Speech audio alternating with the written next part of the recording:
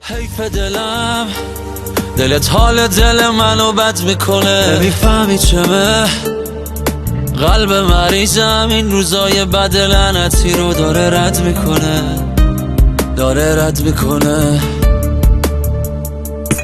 چم شده باز؟ چرا هیچ جوری نمیتونم من از فکرت درام؟ بد جوری رفت، یه جوری که یادم رفته الانم کجام، بعد حال و هوا.